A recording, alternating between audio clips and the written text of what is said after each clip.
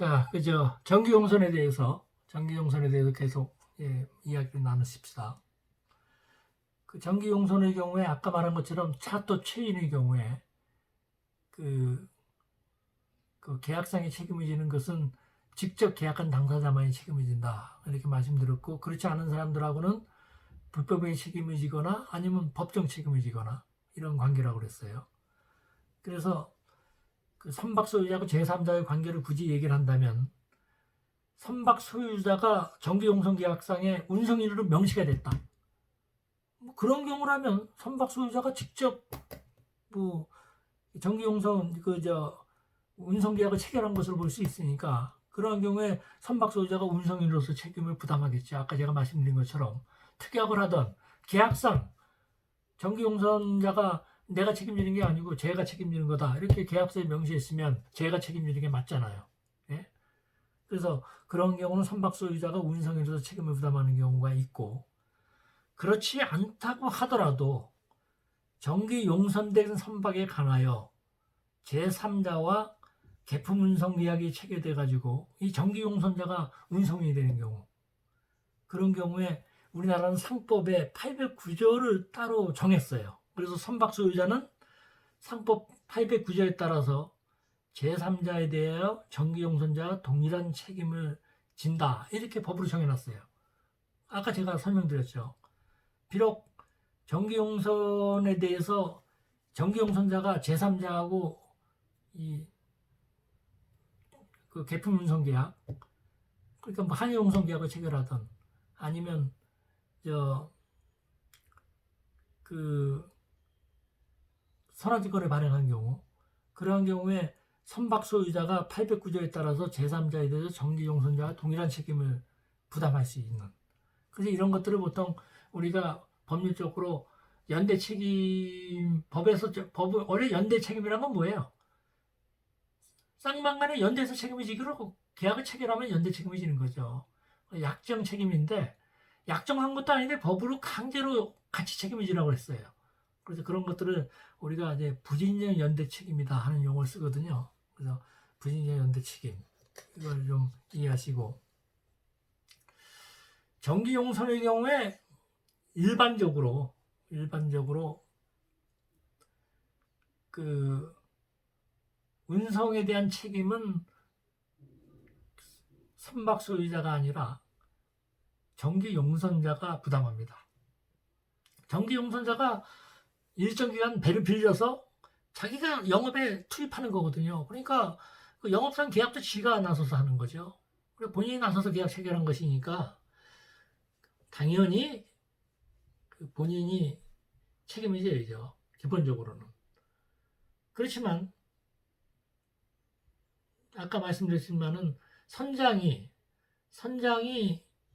선박 소유자의 지시 감독을 받아요. 자기의 고용주인, 특히 가장 중요한 선박의 안전에 관련된 거. 그래서 보통 가망 능력이라고 그러죠. 가망 능력, COC니스. 안전한 선박에 관련된 그런 부분은 그 선박 소유자가 여전히 책임을 져요.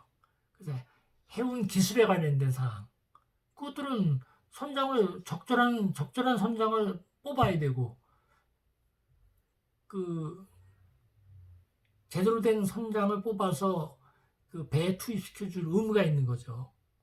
그래서 그렇게 못한 부분의 경우에 이 선박 소유자가 지시 감독을 잘못했다 해서 책임을 질 수 있어요. 그래서 그런 것들을 보통 우리가 사용자 책임이라고 합니다. 사용자 책임. 내가 이전에 얘기한 게가 있나요? 사용자 책임이라는 거. 사용자 책임. 우리나라 법에서 대단히 중요합니다. 민법에서. 민법의 책임에서 둘 중에 하나예요. 책임이 계약 책임이냐, 불법행 책임이냐. 계약에 따른 책임을 지는 경우 계약 책임. 계약 관계가 아닌 비계약 관계에서 지는 책임이 불법행 책임이에요.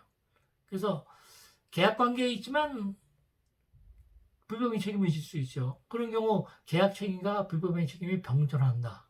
이렇게 말씀드렸고, 그래서 그거를 청구권 경합설 입장이라고 했어요. 우리나라 법의 판례의 기본 입장이에요. 그런데 여러분들 회사를 이제 예를 들어 볼게요. 회사.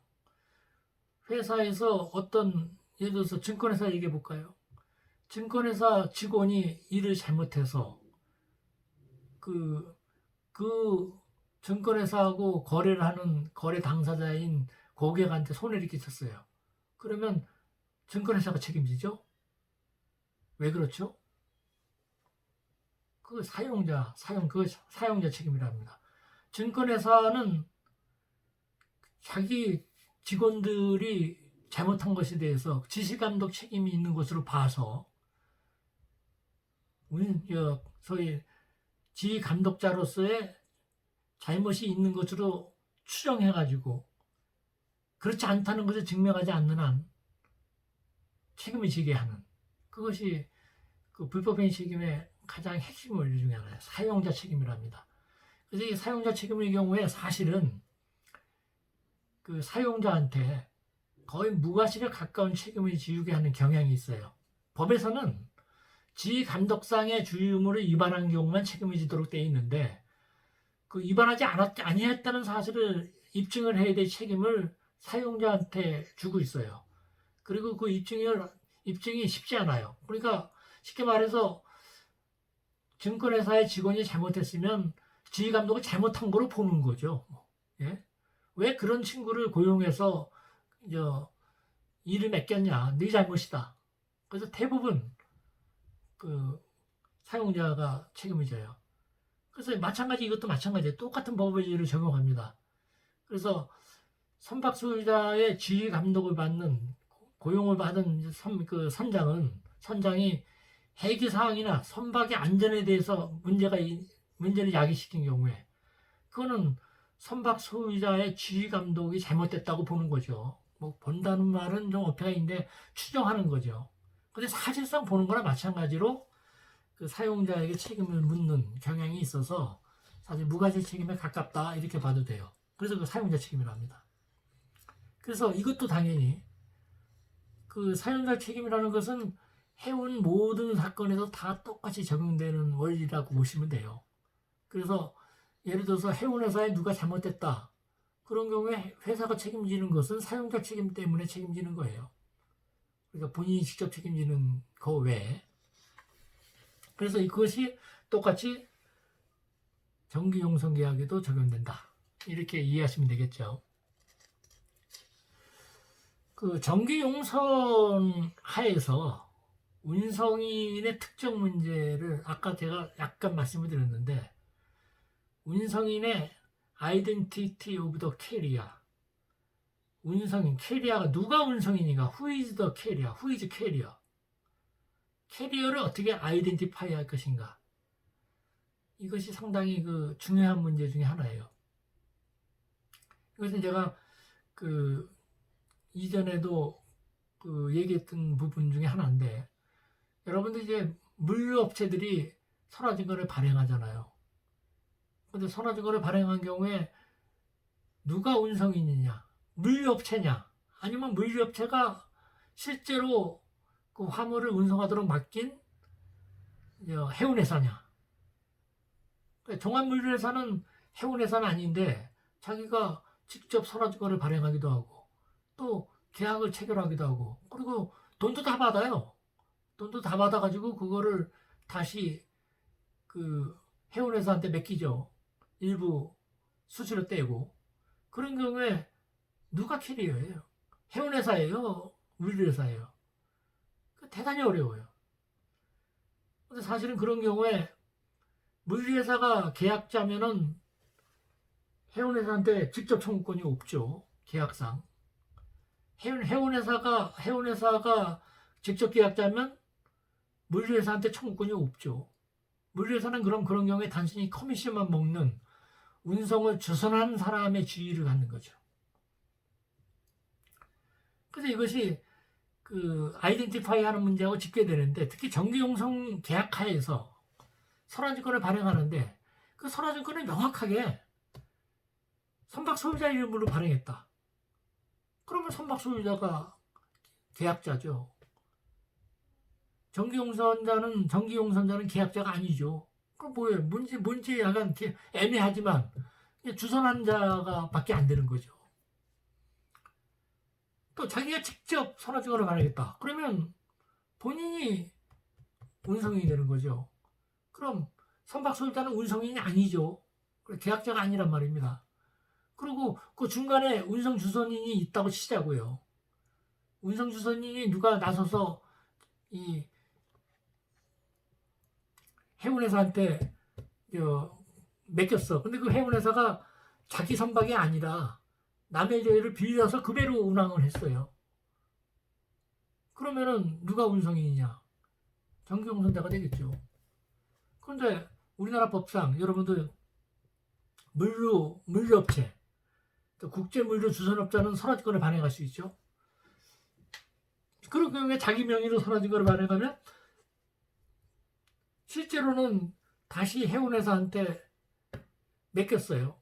근데 그 해운회사가 사실은 자기 배가 아니라 누구로부터 빌린 배, 오너가 따로 있는 거죠. 오너가 따로 있는 배를 운항했어요. 그런 경우에 누가 캐리어라고 보죠?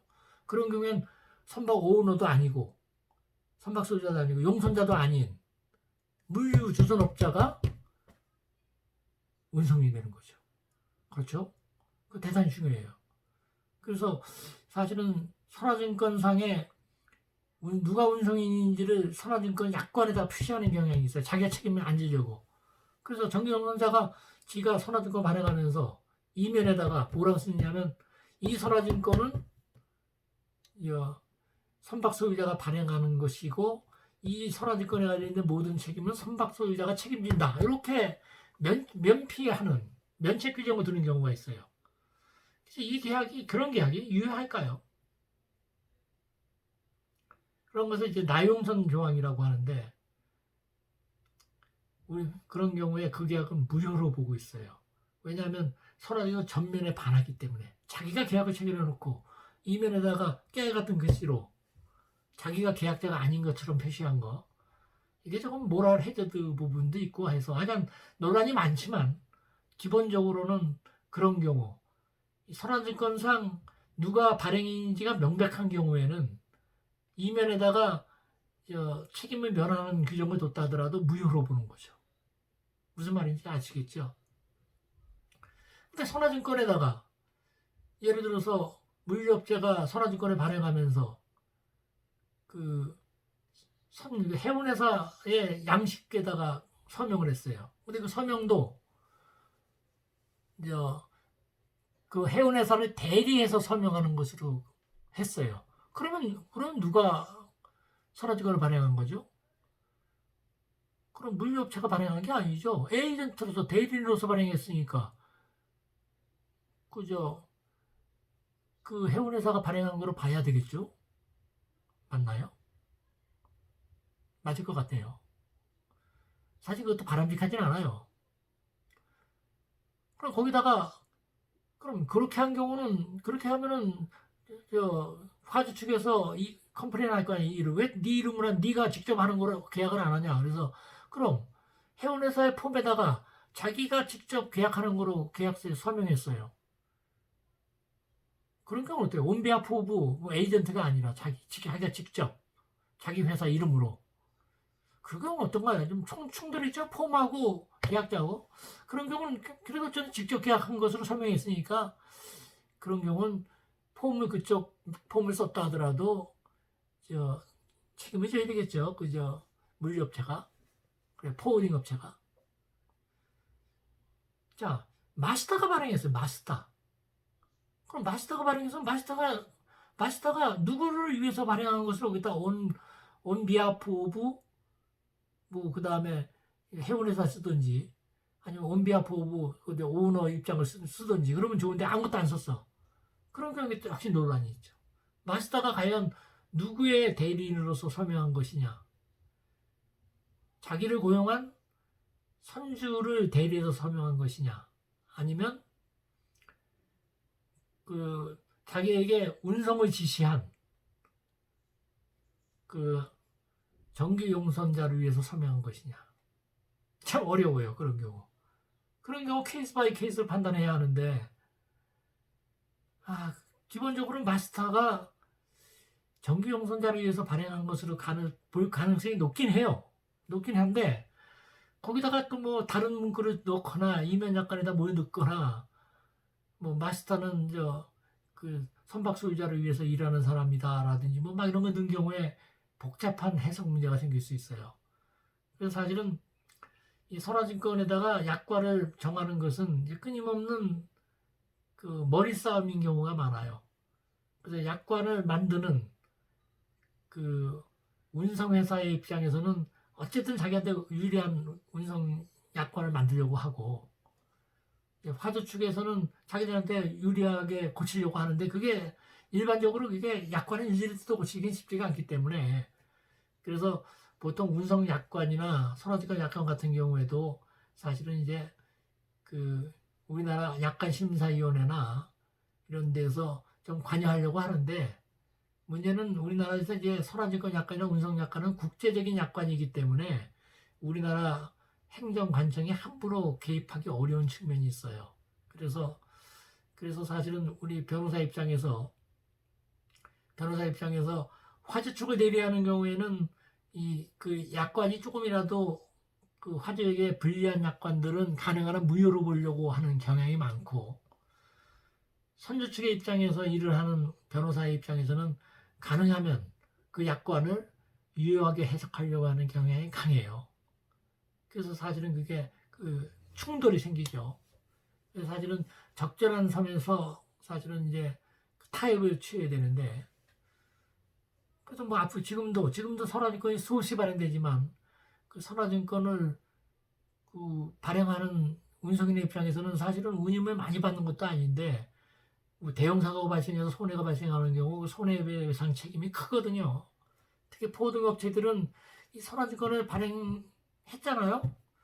그럼 실제로 얻는 이익은 크지 않아요. 왜냐하면 운임을 떼주면 해운회사에 떼주면 그 수수료밖에 안 남는데 그 계약한 운송인으로서 책임을 지는 것이 조금 과다한 경우 조금 그런 경우가 있어요. 근데 그런 경우 그렇다고 책임 안 지고 아무도 책임 안 지면 어떻게 해요? 그래서 사실 그게 그 딜레마, 달레마라고 하죠. 딜레마. 그 우리 해운업을 하는 사람들로서도 딜레마예요. 과연 그 해상법이 그, 지향하는 법적 정의가 과연 어느 쪽을 좀 더 보호하는 것이 타당하냐? 이게 사실 그 간단한 문제가 아닙니다. 간단한 문제가 아니라서 여러분들한테 제가 그 정도만 말씀드릴게요. 이 전기용선에서 가장 중요한 부분이고 그리고 그 우리 뭐 한 학기 동안 강의를 합니다만 여러분들이 이제 물류랑 관련돼서 일을 하니까 특히 물류랑 관련해서 해상 운송 그러면 사실은 물류의 하나로서의 해상 운송을 생각하면 그 사실은 물류 체인이 있잖아요. 물류 체인. 거기서 차터 체인이 또 있단 말이에요. 거기서 내가 종사하는 내가 해운회사에 근무하는 경우 내가 그 포딩 업체에 근무하는 경우 포딩 업체에 근무하는 회사하고 사람하고 해운회사에 근무하는 사람하고 이 이해관계가 상당히 대립되는 경우가 많아요. 사실상 운송을 해서 서로 협력하고 서로 돕고 그러는 관계이긴 하지만 책임 문제에 있어서 제가 책임지고 내가 책임 안 지고 내가 책임지고 제가 책임 안 지고 하는 것이 있어서 그리고 내가 해운회사지만 해운회사가 선박이 이렇게 보시면 돼요. 제가 뭐 통계를 내는 건 아니지만 대부분의 해운회사가 선박을 소유하는 것이 50%가 안 됩니다. 그래 작은 배를 소유하는 것은 작고 나머지는 배를 빌려서 운행해요. 그래 배가 100척 있다 그러면 대부분의 선박들이 자기 배가 아니고 누구로부터 빌린단 말이에요. 근데 그 빌리는 저쪽이 선박 소유자인 경우도 있고, 뭐, 그거 중요한 게 아니죠. 자기한테 배를 싸게 공급하는 사람하고 계약을 하는 거잖아요. 그래, 저쪽이 헤드오너냐, 헤드오너가 아니냐 하는 것은 중요한 게 아니에요. 중요한 게 아니고, 자기한테 싸게 배를 공급해서 1년이고 2년이고 배를 빌려준다 그러면 계약하는 거죠. 그래서 그 배로 운항해서 먹고 살면 되잖아요. 그리고 자기가 운항하는 것보다 누가 더 비싸게 이 용선을 하겠다고 그러면 거기다 빌려주고 자기는 또 그만큼 소수료 먹으면 되고. 그래서 이 용선 시장은 엄청나게 시장 변화가 심해요. 그래서 용선 계약을 심하게 말하면 내가 어떤 배를 2년 동안 100원에 빌렸어. 100원에 빌렸어요. 근데 코로나 사태 이런 것 때문에 갑자기 용선 시장이 요동을 쳐가지고 50원에 빌려 다른 사람들이 50원에. 그 50원에 빌린 사람들이 영업하는 거하고 100원에 빌린 사람이 영업하는 사람하고 영업이 같을 수가 있어요. 100원에 빌린 사람은 그 100원에 합당하는 운임을 책정해야 뭐 남을 거 아니에요. 50원에 빌린 사람은 싸게 해줘도 남지만 100원에 빌린 사람은 싸게 줘가지고는 미치죠.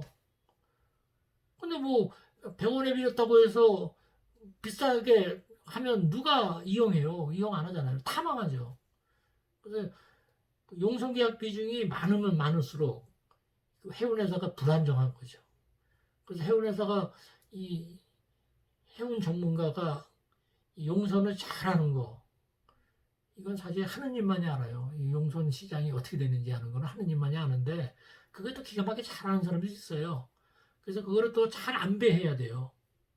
이 책임을. 그게 그 용선에서 아주 중요합니다.